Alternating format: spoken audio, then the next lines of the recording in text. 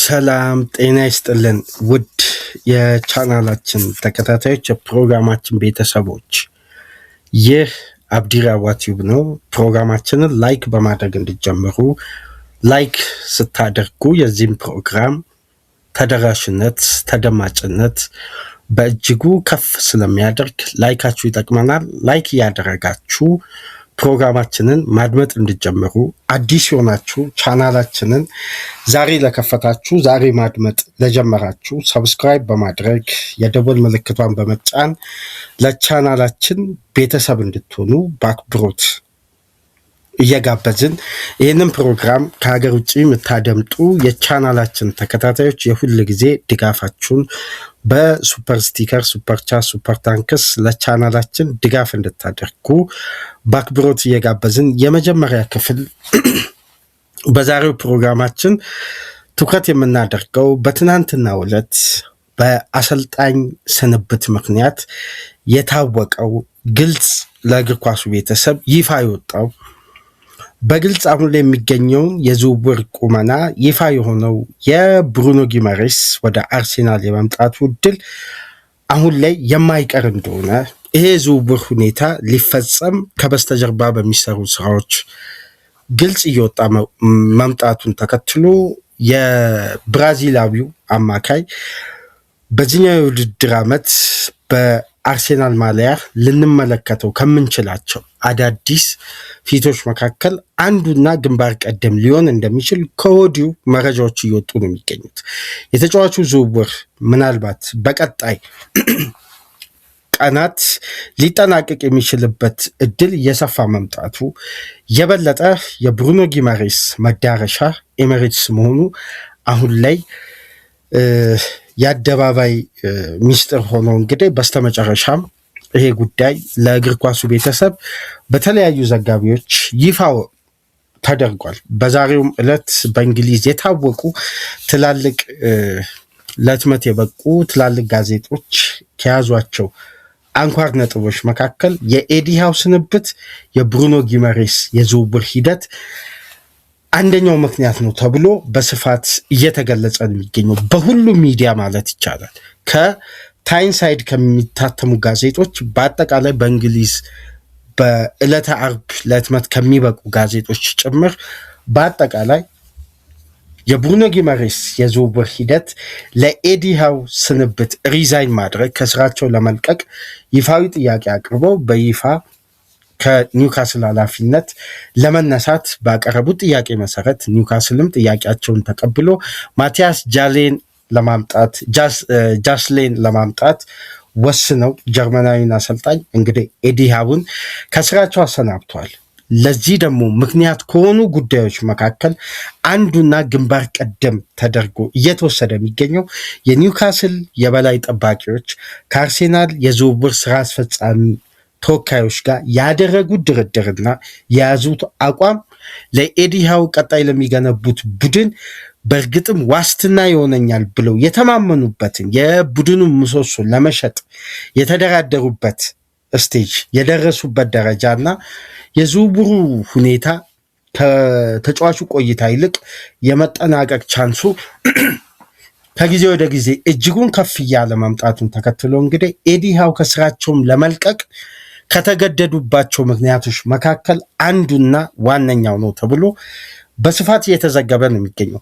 እስቲ በዛሬው ዕለት በእንግሊዝ ለህትመት የበቁ ትላልቅ ጋዜጦች በፊት ገጻቸው ላይ ከኤዲ ሃው ስንብትና ከብሩኖ ጊማሬስ መልቀቅ ጋር በተያያዘ በእያንዳንዱ ጋዜጣ ላይ ይዘው ወጥተዋል። እስቲ እነዚህን ጋዜጦች በስክሪናችን ላይ ተመልከቷቸው። ሁሉም ጋዜጦች ትኩረት ያደረጉት የኤዲ ሃው ስንብት በቀጥታ ከብሩኖ ጊማሬስ መልቀቅ ጋር ተያይዞ የወጡ ሰፊ ዘገባዎች በእያንዳንዱ ጋዜጦች ላይ ይገኛሉ። ከክሮኒክ አንስቶ ዘ ጆርናል የሚባለውም ጋዜጣ በተመሳሳይ ዘ ታይምስም፣ ቴሌግራፍም፣ ሞርኒንግ ስታር እያንዳንዱ ጋዜጣ በተለይ ዴይሊ ሚረር ሰፊ ትንተና ሰጥቶበታል በዚህ ጉዳይ ላይ በተመሳሳይ ምክንያቱም ሊ ሪደር የታይንሳይድ ዘጋቢ በዚህ አምዱ ላይ ሰፋ ያለ ዝርዝር ጉዳይ አንስቷል። ነገር ግን ዘጋርዲያንና የበለጠ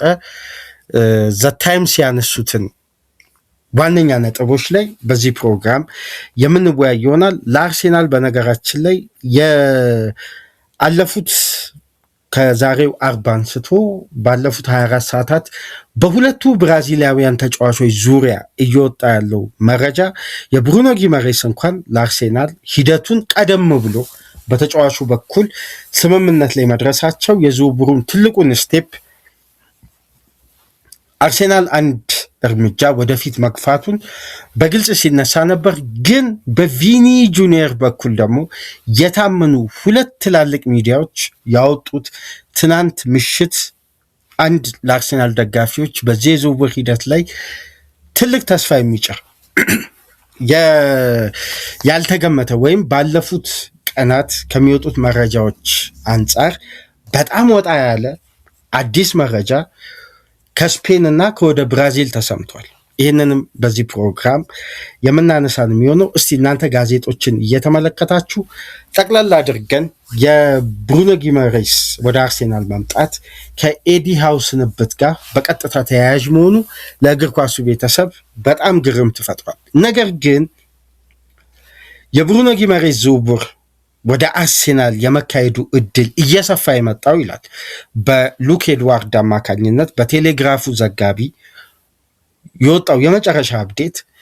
የመጀመሪያው ጉዳይ አርሴናል ለተጫዋቹ ያቀረበው የመጀመሪያ ጥያቄ በኒውካስል ዘንድ ተቀባይነት አጥቶ ተጫዋቹ አይሸጥም በሚል አቋም ኒውካስሎች ጸንተው የአርሴናልን ጥያቄ ውድቅ ካደረጉ በኋላ ኤዲ ሃው በቀጣይ ፕላናቸው ላይ ከኒውካስል የበላይ ጠባቂዎች ጋር መነጋገር ችለው ነበር። ከዛም በኋላ በነበሩት ሁኔታዎች ደግሞ የኒውካስል ስራ አስፈጻሚ የበላይ ኃላፊዎች የነበራቸው አቋም በብሩኖ ጊመሬስ ላይ መቀየሩን ተከትሎ ኤዲ ሃው ስራቸውን ለመልቀቅ ማሰላሰል የጀመሩት በትናንትናው ዕለት ይፋ ይውጣ እንጂ ቀደም ብሎ እንደሆነ ተገልጿል። ለዚህም ደግሞ በዋነኝነት ምክንያት የሆነው ባለፈው ሳመር አሌክሳንደር ኢሳቅን ለሊቨርፑል ተጫዋቹ አምጾ መልቀቁን ተከትሎ ተጫዋቹን ለማቆየት ኒውካስል የመረጠው ስትራቴጂ አዋጭ አለመሆኑን የተመለከቱት ኤዲ ሃው በዚህኛው የውድድር ዓመት ተጨማሪ ተጫዋቾች ከክለቡ ሊለቁ እንደሚችሉ ፍንጮችን ተመልክተው ግን የክለቡን ስትራቴጂ የክለቡን ህልውና በመጠበቅ ተጨማሪ ተስፋዎችን ተመልክተው በዝምታ ለማለፍ መምረጣቸውን ይገልጻል። በተጨማሪም ገና የዝውውር መስኮቱ ሳይከፈት አንቶኒ ጎርደንን ለባርሳ ማጣታቸው፣ በተጫዋቹ ተተኪ በኩል ደግሞ ኒውካስል የተጓዘበት ርቀት እነ ቪክተር ሙኒዮዝን ለማስፈረም ተቃርቦ በሊቨርፑል መነጠቁን፣ እነዚህ አይነት ሁኔታዎች በኒውካስል ቤት ያለውን አሰራርና በዝውውር ያለፈው ሳመር ከ9 ተጫዋች በላይ በዝውውር መስኮቱ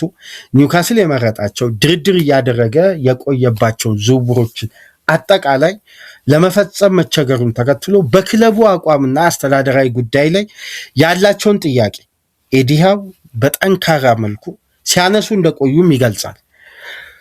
የአንቶኒ ጎርደን ዝውውር ብቻ ሳይሆን የሳንድሮ ቶናሊ መልቀቅ ኤዲ ሃውን እጅጉን እንዳሳሰባቸው፣ የበለጠ ደግሞ ኒውካስል በቦታው ላይ ተመጣጣኝ ኳሊቲ ለማምጣት ጥረት አለማድረጉን፣ የበለጠ የፈረሙት 4 ተጫዋቾች 20 ዓመትና ከዛ በታች መሆናቸውን ተከትሎ ቀጣይ የኒውካስል ፕሮጀክት በድጋሚ ኤዲ ሃው ወደኋላ ወስዷቸው አዲስ ስትራቴጂ አዲስ ግንባታ ሊያስጀምራቸው እንደሆነ ሲገነዘቡ በአሰራር ስርዓታቸውና ሂደታቸው ደስተኛ ሳይሆኑ ቀርተው ስራቸው ላይ ጫና በስቶ ሪዛይን ለማድረግ ተገደዋል።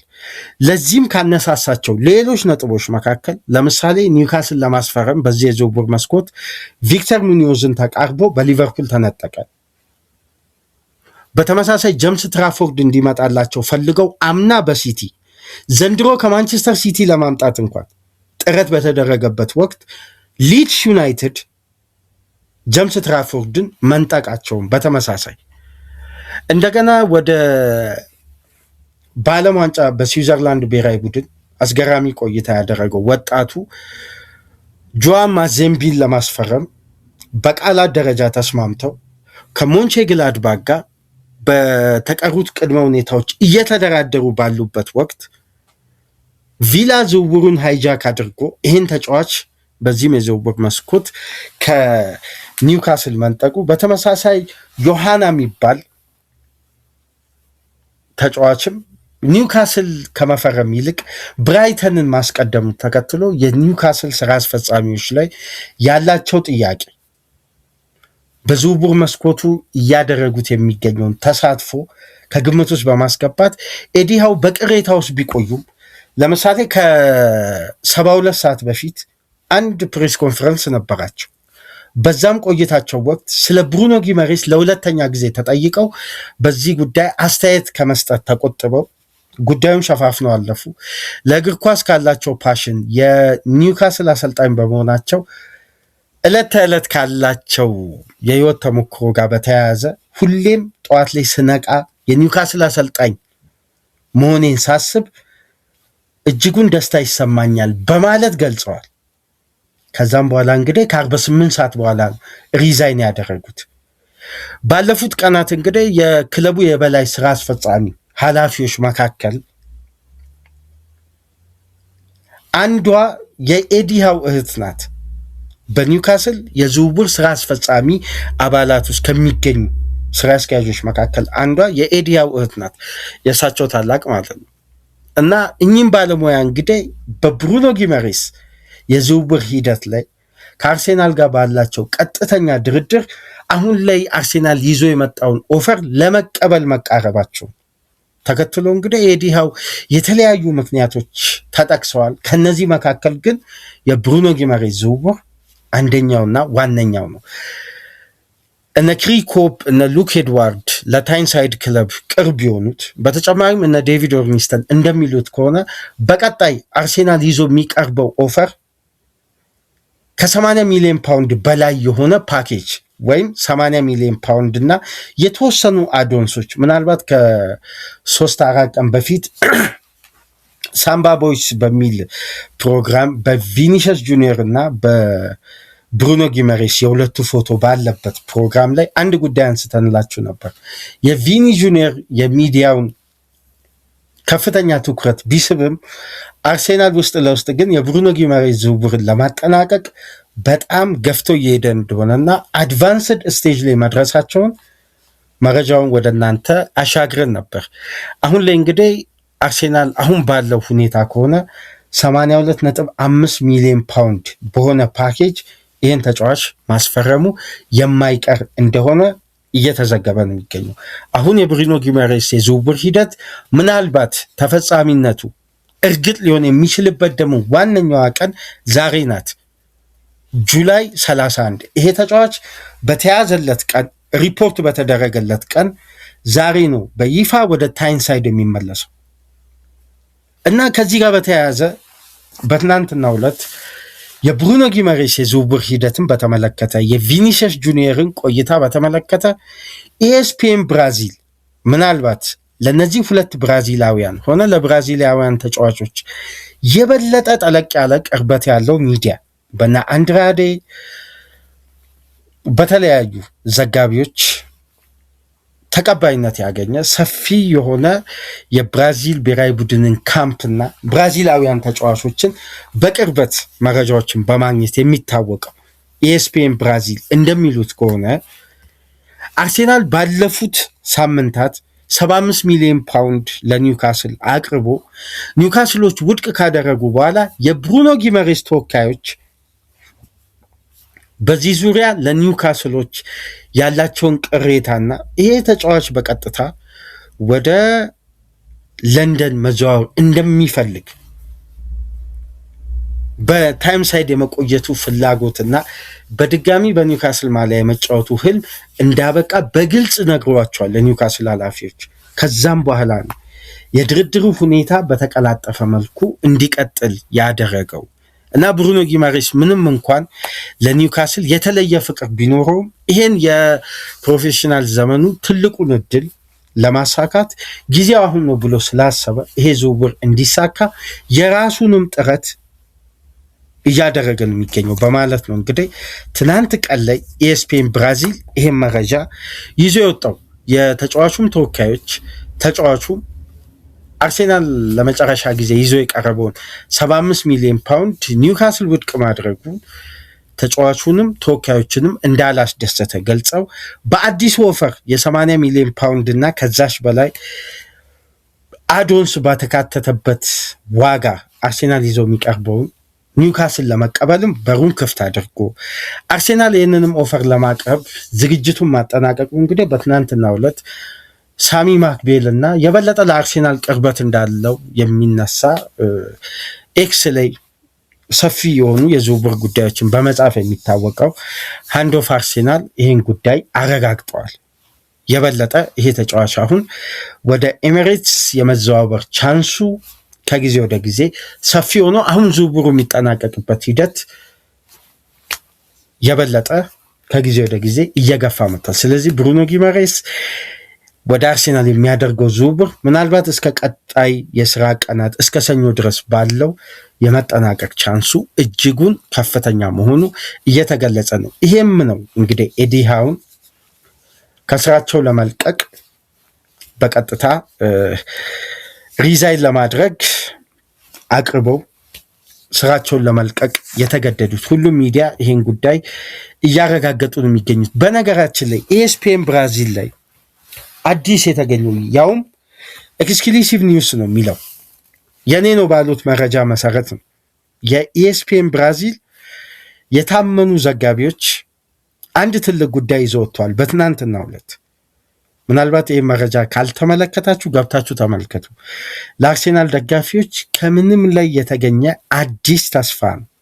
ይሄ ተስፋ ደግሞ ምናልባት እውን ሊሆን የሚችልበት ቻንስም እንዳለ የተገለጸበት አዲስ መረጃ ነው። እንግዲህ በኢኤስፒኤን ብራዚል በኩል በትናንትናው ዕለት ተገልጾ እንግዲህ የዚህ የሚዲያ ጥንካሬን ወይም በጥልቀት ያልተመለከቱ ወይም ያልተገነዘቡ የእግር ኳስ ቤተሰቦች ትኩረት አልሰጡት ይሆናል እንጂ ቢሃይንድ ዘ ሲን የሚል ሰፊ ትንተና ያለበትን የብሩኖ ጊማሬስን የቪኒሽስ ጁኒየር እንዲሁም የሜምፊስ ዲፔይን ጉዳይ በተመለከተ በእነዚህ ሶስት ተጫዋቾች ዙሪያ ነው በብራዚል እግር ኳስና በብራዚላውያን ተጫዋቾች ቀጣይ ዕጣ ፈንታ በተመለከተ ሰፊ ትንተና ያስቀመጡት።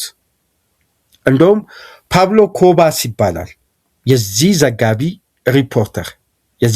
ሪፖርተር ፓብሎ ኮባስ ይባላል። ይሄ ዘጋቢ እንደሚለው ከሆነ ለመጨረሻ ጊዜ የአርሴናልን ፍላጎት ሪያል ማድሪዶች ካረጋገጡ በኋላ በቪኒሽስ ጁኒየር ለዚህ ተጫዋች ይፋ ያልወጣ ወይም በስፋት በስፔን ሚዲያ ትላልቅ ተቀባይነት ባላቸው ሚዲያ ማረጋገጫ ባይሰጥም ሪያል ማድሪድ ግን ለመጨረሻ ጊዜ 22 ሚሊዮን ፓውንድ ዓመታዊ ደሞዝ የሚያስገኘውን ኮንትራት አቅርቦ ጥያቄው በፍጥነት በቪኒ ተወካዮች ውድቅ ሆኗል። የቪኒ ተወካዮች ደግሞ ለሪያል ማድሪድ ባሳወቁት መሰረት 25.6 ሚሊዮን ፓውንድ ዓመታዊ ደሞዝ እንደሚፈልግ በግልጽ አስቀምጧል። እዚህ ሬንጅ ላይ ማድሪድ የሚደርስ ብቻ ከሆነ ነው ተጫዋቹ ኮንትራት ለመፈረም ፍቃደኛ የሚሆነው በማለት ነው የገለጸው። ኢኤስፒኤን ብራዚል ነው ይሄ መረጃ ያወጣው። ምሽት ላይ ደግሞ ኤልዲቤት የሚባል አንድ በዋና ከተማ ማድሪድ የሚታተም ዕለታዊ ፖለቲካ ያዘል የሆነ ጋዜጣ አለ። ኤልዲቤት ይባላል። በአብዛኛው በእግር ኳሱ ዘርፍ ሲጽፍ አይስተዋልም፣ ግን አነጋጋሪ ትላልቅ ጉዳዮች ከተፈጠሩ የእግር ኳሱን ክፍል የሚጽፉ የተወሰኑ ዘጋቢዎች አሉ። ኤልዲቤት ይባላል።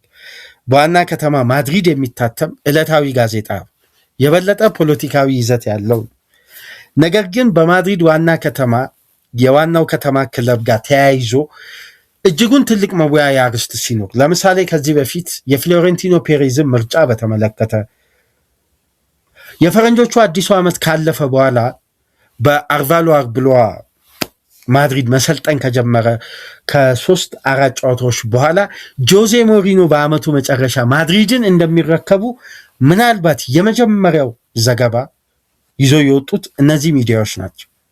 የጆዜን የስራ ቅጥር ጆዜ በቀጣይ የሪያል ማድሪድ ኃላፊነትን እንደሚረከቡ የዚዳን መመለስ በጊዜው ሲወራ ነበር። የኤርገን ክሎፕ ጉዳይ የሚነሳል።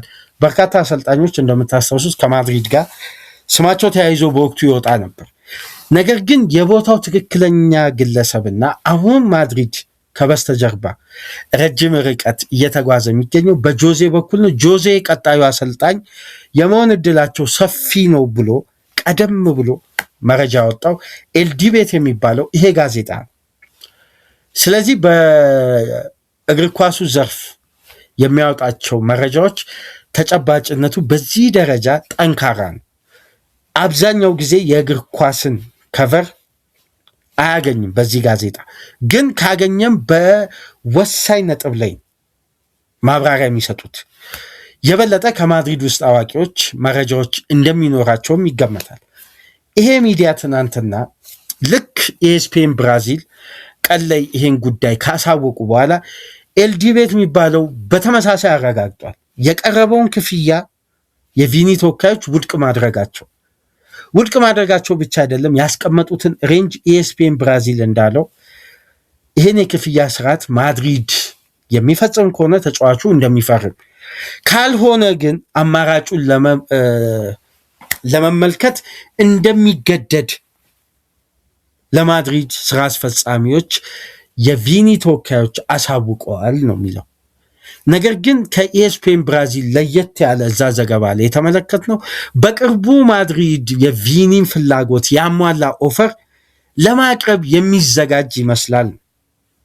በተጫዋቹ በኩል ካላቸው አቋምና ምናልባት ተጫዋቹ እንዲለቅ አለመፈለጋቸውን ተከትሎ የቪኒን የሚፈልገውን አይነት ክራይቴሪያ ለማሟላት ማድሪዶች የሚዘጋጁ ይመስላል ነው 50-50። እዚህ ዘገባ ላይ ግን የተመለከትነው አንዱና ትልቁ ጉዳይ ቪኒሲየስ ጁኒየር ካልፈረመስ የራሱን ሐሳብ ያስቀምጣል። ይሄ በነገራችን ላይ በአብዛኛው ጋዜጦች ላይ እንዲህ አይነት የራሳቸውን ግምት ሲያንጸባርቁ ከሚያውቁት አንድ እውነታ ጋር መነሻ በማድረግ ነው። አንድ እውነታ ምናልባት የዛን መረጃ ጊዜና ሰዓቱንም የጠበቀ ላይሆን ይችላል፣ ወይም በክለቡ ውስጥ አዋቂ ተረጋግጦ ያልደረሳቸው መረጃ ሊሆን ይችላል። እንደ መወያያነት የሚያቀርቡት ገብታችሁ ኤልዲቤት ላይ መመልከት ትችላላችሁ። ሰፊ ዘገባ ነው፣ ሳብስክሪፕሽን አለው። ክፍያውን ተጠቅማችሁ መመልከት ትችላላችሁ። ከነ መረጃ ምንጩ ነው እንግዲህ የምንጠቁማችሁ። እዚህ ሚዲያ ላይ ለመወያያነት ያስቀመጠው አንዱ ነጥብ ቪኒ ካልፈረመ ማድሪድ በቀጣይ ምን አይነት ስትራቴጂዎችን ሊከተል ይችላል አሁን ካለው ሁኔታ በመረዳት ይላል 137 ሚሊዮን ፓውንድ ወይም 157 ሚሊዮን ዩሮ የሚቀርብላቸው ከሆነ ማድሪዶች በጠረጴዛ ዙሪያ ሊወያዩ የሚችሉበት እድል አለ። ይሄ የዘጋቢዎቻችን ግምት ነው። ታዲያ ማድሪድ የዚህን ተጫዋች የመልቀቂያ ዋጋም ታሳቢ አድርጎ ነው እየተደራደረ የሚገኘው የሚለው ጉዳይ ደግሞ ከዚህ ጋር ተያይዞ እየወጣ ነው የሚገኘው። ታዲያ በቪኒሲየስ ጁኒየር በየቀኑ አዳዲስ አፕዴት ይወጣል። ኢኤስፒኤን ብራዚል እና ኤልዲቤት የሚባሉ ሁለቱ ለቪኒም ለማድሪድም ቅርበት ያላቸው ሚዲያዎች እንዳሉት ከሆነ ተጫዋቹ አዲስ የቀረበለትን ኮንትራት ጥያቄ በቀጥታ ውድቅ አድርጓል። ለመጨረሻ ጊዜ የቀረበለት እዛ ጋር የተገለጸ የጊዜ ገደብ ግን የለም። ስለዚህ ማድሪድ 22 ሚሊዮን ፓውንድን አቅርቧል፣ አልተቀበለም። ተጫዋቹ 25.6 ሚሊዮን ፓውንድ ነው የሚፈልገው። ይሄን ቅድመ ሁኔታ የማይመለከት ወይም ማድሪድ በዚህ ክራይቴሪያ የማይመጣ ከሆነ ተጫዋቹ ኦፕሽኖችን ለመመልከት ይገደዳል የሚለው ሁለቱም ሚዲያ ላይ ተዘግቧል። ከማድሪድም ወገን የሚታተም ጋዜጣም ከቪኒም ወገን መረጃ የሚያገኙ ተቋማት። ስለዚህ ለአርሴናል ደጋፊዎች ትልቁ ተስፋ አዲሱ ተስፋ በሚዲያ በኩል የወጣው በትናንትናው ዕለት ከቪኒ ጋር በተያያዘ ተጨባጩ መረጃ በእነዚህ ሁለት ሚዲያዎች ይወጣ ነው። ምናልባት ዛሬ የመጨረሻ የስራ ቀናት ላይ አንድ ሌላ ተጨባጭ መረጃ ይወጣል ተብሎ ይጠበቃል። አርሴናል ፋይናንሻሊ ይሄን ተጫዋች አሁንም ቢሆን ነገም ሁሌም ለማስፈረም የሚያስችል ከበቂ በላይ ፋይናንስ አለ። ምናልባት ባለፉት ቀናት ከተመለከትናቸው መረጃዎች መካከል ፋይናንሻሊ እንደ ቡድን አሁን ላይ ከጀመረው ድርድር አንጻር ሊስተጓጎልበት የሚችለው በአዲሱ የፋይናንስ አሰራር ደንብ የዴክላን ራይስን ኮንትራት ለማራዘም ክለቡ በፋይናል ስቴጅ ላይ ነው የሚገኘው ከተጫዋቹ ተወካዮች በኩል በሚደረገው ድርድር።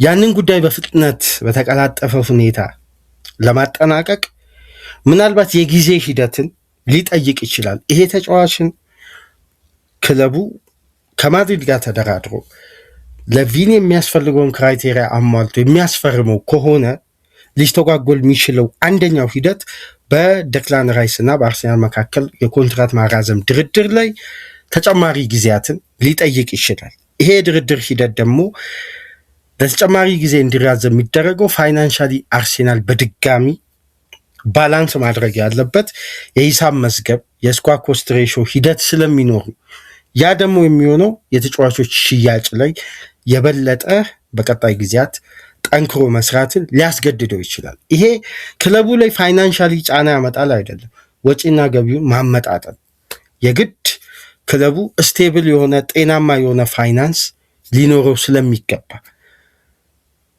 እንበልና የተጫዋች ወደ አርሴናል ቢመጣ የምስል ሽያጭ ስምምነቱ አርሴናል ምን ያክል በገቢ ደረጃ ከፍ ሊያደርግ እንደሚችል ለአርሴናል የፕሮሞሽን አቅምን በምን ያክል ደረጃ ሊያሳድግ እንደሚችል እና የአርሴናል ፋይናንስ በዚህ ተጫዋች መዘዋወር በሜዳ ላይ ያለው ክፍተት መሞላት ብቻ ሳይሆን ከሜዳ ውጭ ያለውን ኮሜርሻል ገቢ በጣም በከፍተኛ ሁኔታ ሊያሳድግ እንደሚችል ይገመታል እና ይሄ ጉዳይ አሁንም ለአርሴናል ደጋፊዎች እንግዲህ ተስፋ ሰጪ በሆኑ መረጃዎች እየተሞላ ነው። ከጊዜ ወደ ጊዜ በየቀኑ ከሚወጡ መረጃዎች መካከል ለአርሴናል በዚህ ተጫዋች ዙሪያ የሚወጣው መረጃ ሁሌም ተስፋ ሰጪ እያደገ እየመጣ ነው።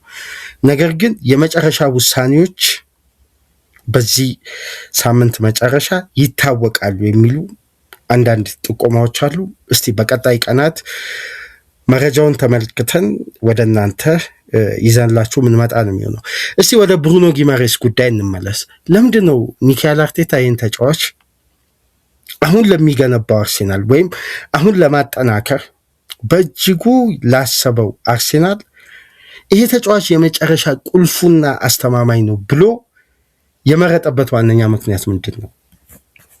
የአርቴታ ቡድን በካራክተር ደረጃ ለብሩኖ ጊማሬስ አይነት ተጫዋች የሚከፍተው በር አስተማማኝነት፣ ይሄ ተጫዋች ሲመጣ በአማካይ ስፍራ በኩል የሚኖረው ሚና ምን አይነት ነው የሚለውን በተወሰነ መልኩ ውስጥ እንመልከት። ታክቲካሊ አሁን የዝውውሩ ሂደት የመፈጸም አቅሙ እጅጉ ሰፊ ነው።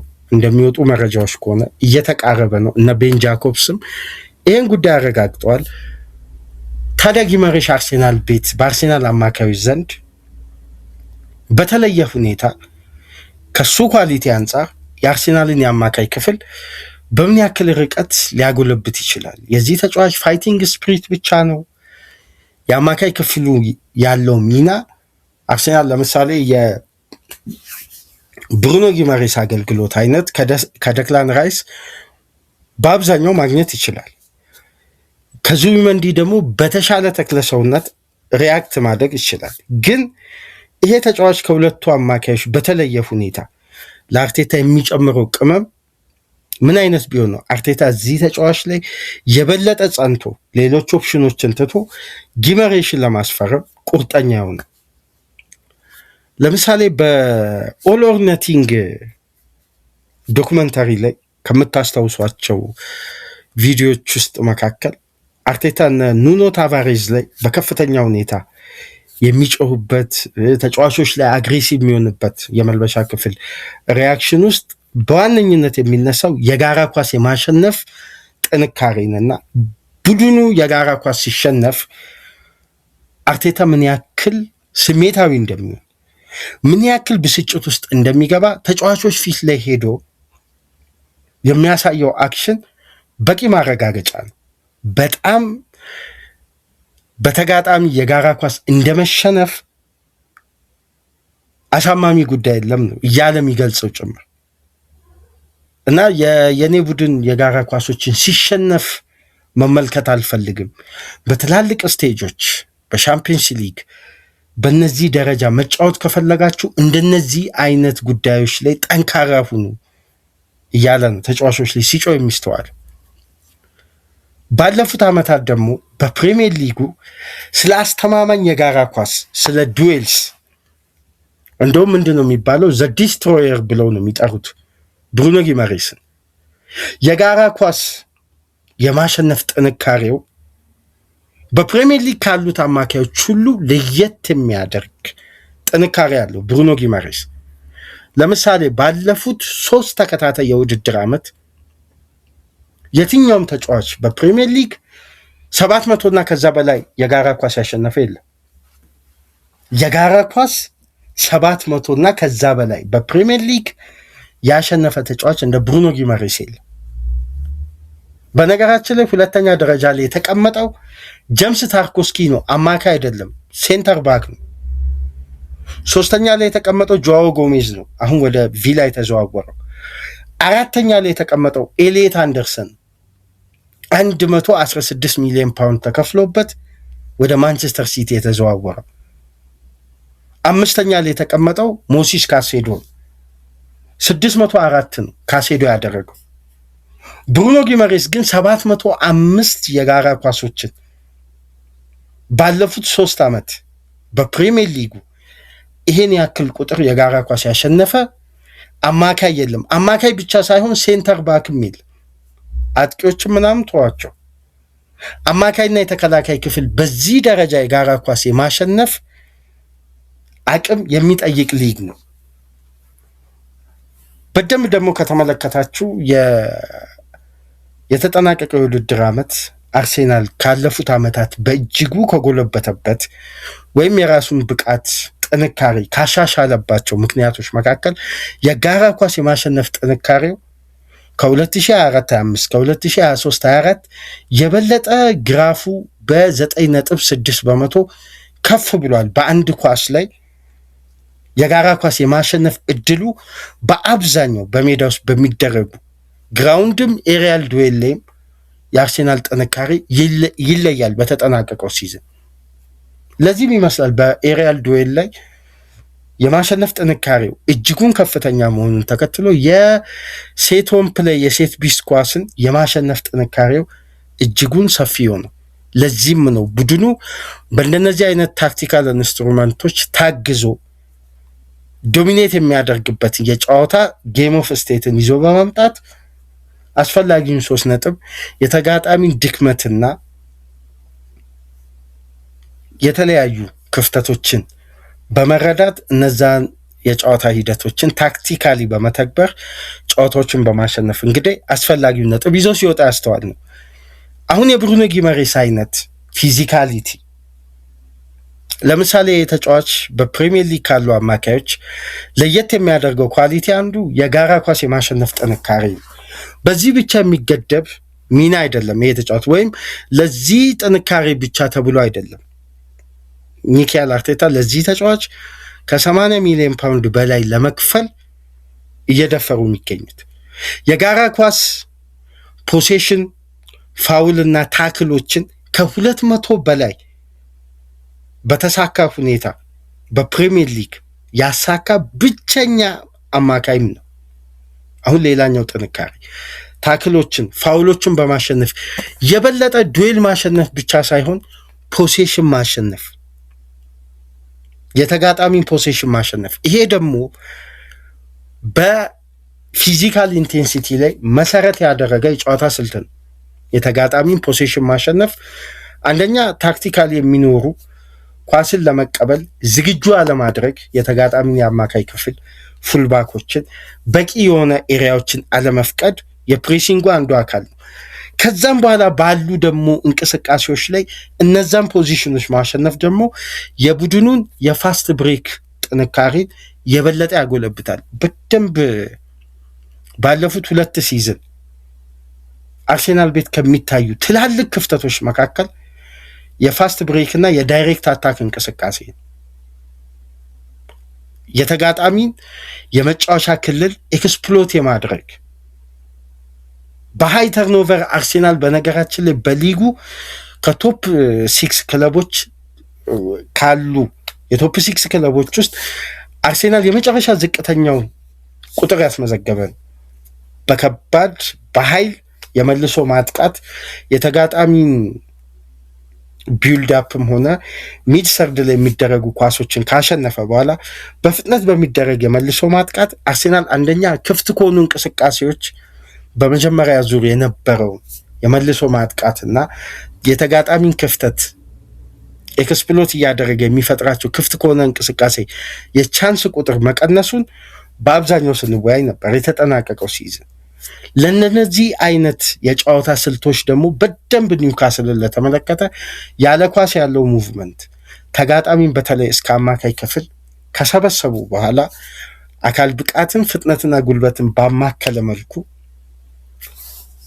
በሃይ ፕሬሲንግ የነጠቁትን ኳስ በመልሶ ማጥቃት በሚገኙ ስፔሶች ሁለቱ ዊንግ እየተጠቀሙ ነው ግቦችም ያስቆጥሩት እና ለዚህም ሲስተም ታሳቢ ተደርጎ ነው እና የብሩኖ ጊመሬስ ኳሊቲ በአርሴናል አማካዮች ውስጥ በድምሩ የሚገኘውን ብቃት በአንድ ተጫዋች ኳሊቲ የማግኘት ፕላን ነው። ሌላኛው ጉዳይ ግን ከደክላን ራይስ ላለፉት 3 ተከታታይ የውድድር ዓመት ያለማቋረጥ ረጅም ጊዜ ያልፈጀ እረፍት፣ የተደራራቢ ጨዋታ ጫና፣ በቂ የማገገሚያ ሂደት አለማግኘቱ የዚህ ተጫዋች ከትላልቅ ኮምፒቲሽን አንስቶ የሊግ ጨዋታ በርካታ ደቂቃዎችን እንደምታውቁት ባለፉት አንድ ስታቲክስ ስመለከት ነበር 3 ዓመት ተከታታይ ካልተሳሳትኩ ከየትኛውም የፕሪሚየር ሊግ ተጫዋች በላይ በርካታ ደቂቃ በሜዳ ላይ የቆየ ብቸኛ ተጫዋች።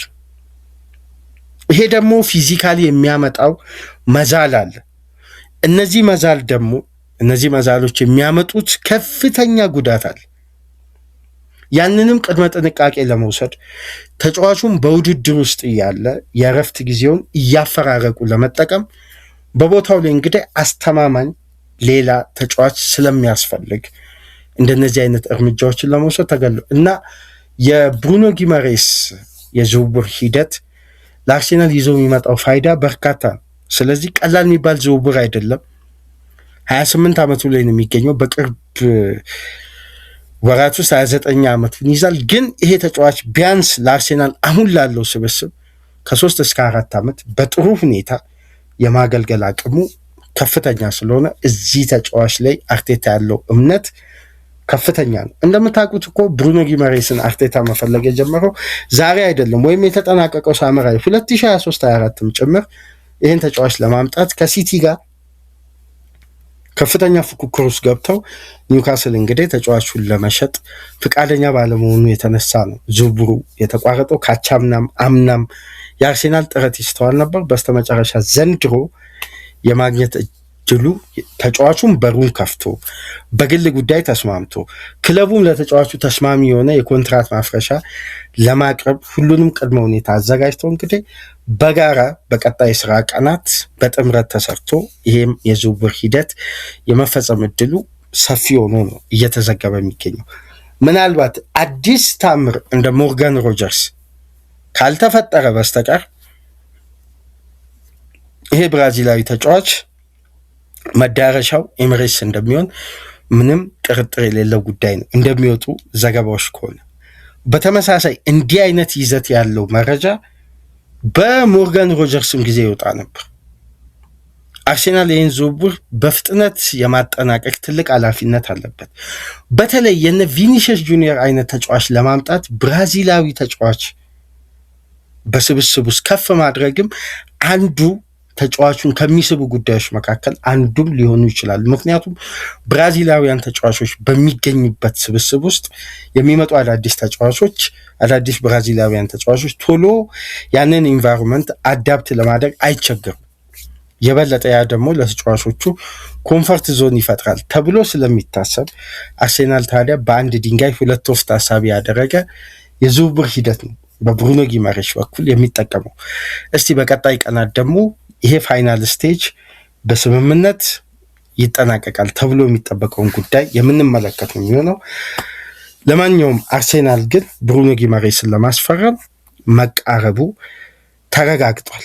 እስቲ በቀጣይ ቀናትስ ዝውውሩ ተጠናቆ ይፋ ይሆናል። አብረን በጋራ የምንመለከተው ነው። ለማንኛውም ፕሮግራማችንን ላይክ፣ ሼር፣ ሰብስክራይብ አድርጉ። ከሀገር ውጭ የምታደምጡ ድጋፍ አድርጉ። በሌሎች መረጃዎች ተመልሰን እንመጣለን። ሰላም ቆዩ።